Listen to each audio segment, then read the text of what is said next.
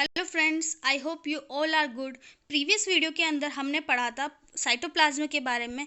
इस वीडियो में हम पढ़ने जा रहे हैं न्यूक्लियस के बारे में, मतलब कि केंद्रक के बारे में। केंद्रक जो होता है वो सेल का सबसे मेन पार्ट होता है, तो आज हम उसके बारे में पढ़ेंगे। तो केंद्रक जो होता है उसकी जो डिस्कवरी की थी वो किसने की थी? रॉबर्ट ब्राउन ने की थी 1831 में।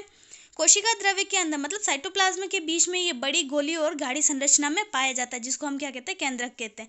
इसके चारों ओर दोहरी झिल्ली होती है, जैसा कि इस स्ट्रक्चर के अंदर हम देख पा रहे हैं कि इसके चारों ओर क्या है? दोहरी झिल्ली प्रेजेंट है, जिसको हम क्या कहते हैं? न्यूक्लियर मेम्ब्रेन कहते हैं। इसके द्वारा केंद्रक द्रव्य और कोशिका द्रव्य के बीच क्या होता है? पदार्थों का क्या होता है? आदान प्रदान होता है। प्रत्येक जीवित कोशिका में प्राय एक केंद्रक पाया जाता है। मतलब कि जो भी कोशिकाएं होती है, जीवित कोशिका होती है, उन हर एक कोशिका के अंदर एक एक केंद्रक क्या होता है? प्रेजेंट होता है। लेकिन कुछ कोशिकाओं के अंदर एक से अधिक केंद्रक भी पाए जाते हैं। केंद्रक के अंदर गाढ़ा अर्ध तरल द्रव्य भरा होता है, जिसको केंद्रक द्रव्य या न्यूक्लियोप्लाज्म कहते हैं। केंद्रक में महीन धागे जैसी संरचना होती है, जिसको हम क्रोमेटिन जालिका कहते हैं। हम क्या कहते हैं? महीन धागे जैसी संरचना। जैसा कि स्ट्रक्चर के अंदर देख पा रहे हैं, ये जो धागे जैसी संरचना है उसको हम क्या कहते हैं? क्रोमेटिन जालिका कहते हैं। ये जो जालिका होती है वो डीएनए और प्रोटीन से मिलकर बनती है। ये जो जालिका बनी हुई है वो किन से मिलकर बनती है?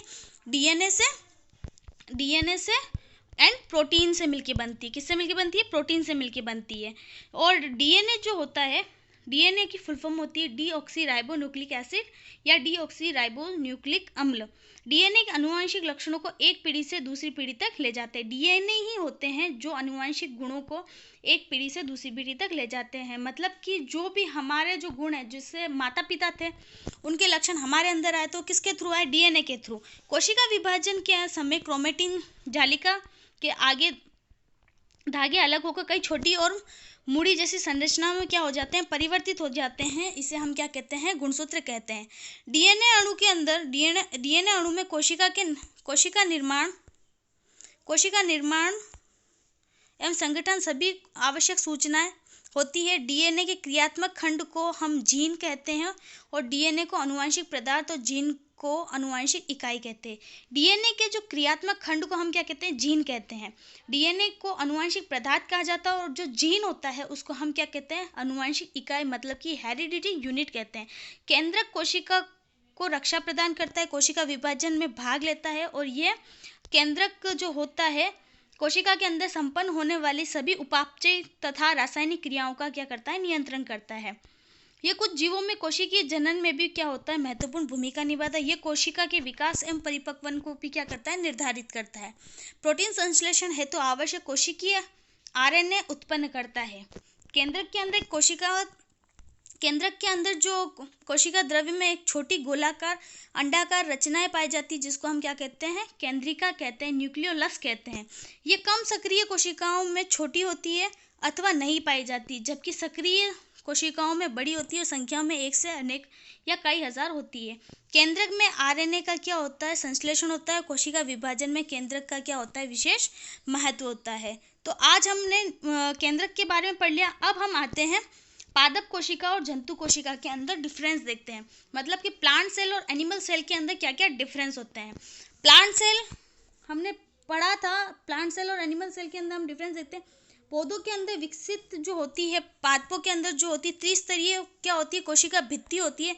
हमने पहले भी पढ़ा था, जो हमने सेल स्ट्रक्चर पढ़ा था उसमें हमने पढ़ा था कोशिका भित्ति जो होती है सेल्यूलोज तथा हेमीसेल्यूलोज और पैक्टिन की बनी हुई होती है, जबकि इसके अंदर क्या होती है? कोशिका भित्ति प्रेजेंट नहीं होती है। जंतु कोशिका के अंदर कोशिका भित्ति प्रेजेंट नहीं होती है। पादप में कुछ पौधों को छोड़ के कवक और फंजाई आदि अन्य सभी में क्या होता है?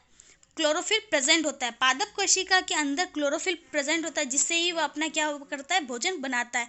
मगर कुछ पौधों को छोड़ के, जैसे कवक, जैसे फंजाई हो गया, जीवाणु हो गया, इनके अंदर क्या होता है? क्लोरोफिल प्रेजेंट नहीं होता है। जंतुओं में क्या होता है? जंतु तो अपना खाना खुद नहीं बना सकते, इसीलिए उसके अंदर क्या होता है? क्लोरोफिल प्रेजेंट नहीं होता है। पादप कोशिकाओं में सेंट्रोसोम्स नहीं पाया जाता है। जंतु कोशिकाओं में केंद्रक के निकट तारककार सेंट्रोसोम्स की रचना होती है, जो कोशिका विभाजन में क्या करती है? सहायता करती है।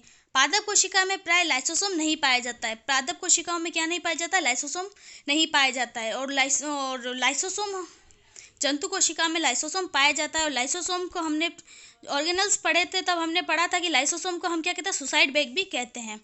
पादप कोशिकाओं में जो रसदानी होती है, पादप कोशिकाओं में रसदानी या रिक्तिका होती है, जबकि जंतु कोशिकाओं में रसदानी या रिक्तिकाएं नहीं होती है। अधिकांश पादप कोशिकाओं में तारक केंद्र नहीं पाए जाते हैं और अधिकांश जंतु कोशिकाओं में क्या होते हैं, तारक केंद्र प्रेजेंट होते हैं। तो हमने पादप कोशिका और जंतु कोशिका में अंतर देखा। पादप कोशिका में जो होता है सेल वॉल प्रेजेंट होती है, जंतु कोशिका में प्लाज्मा मेम्ब्रेन होती है। अब हम आते हैं और एक और डिफरेंस बाकी रह गया था हमारा प्रोकैरियोटिक और यूकैरियोटिक कोशिका, मतलब प्रोकैरियोट सेल और यूकैरियोट सेल में डिफरेंस। तो प्रोकैरियोट सेल जो होती है सबसे प्रिमिटिव कोशिका होती है। ये एक क्या होती है, आदिम कोशिका है इसके अंदर। और ये जो होती है, ये जो यूकैरियोटिक जो कोशिका होती है वो ये सुविकसित, यूकैरियोटिक जो कोशिका होती है क्या होती है, सुविकसित कोशिकाएं होती है। प्रोकैरियोट्स के अंदर प्रारंभिक अविकसित केंद्र होता है और यूकैरियोट्स में पूर्ण विकसित केंद्र होता है।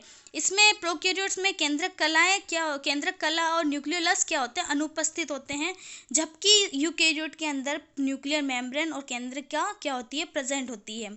इसके बाद हमने इसमें झिल्ली युक्त कोशिकांग जैसे गोल्गी बॉडी हो गया, एंडोप्लाज्मिक रेटिकुलम हो गया, लाइसोसोम हो गया, हरित लवक, माइटोकॉन्ड्रिया आदि नहीं होते किसमें, प्रोकैरियोट्स में, जबकि यूकैरियोट्स के अंदर ये सारे क्या होते हैं, प्रेजेंट होते हैं। इसमें समसूत्री कोशिका विभाजन नहीं पाया जाता है और इसके अंदर क्या होता है, समसूत्री कोशिका विभाजन पाया जाता है किसके अंदर, यूकैरियोट्स के अंदर।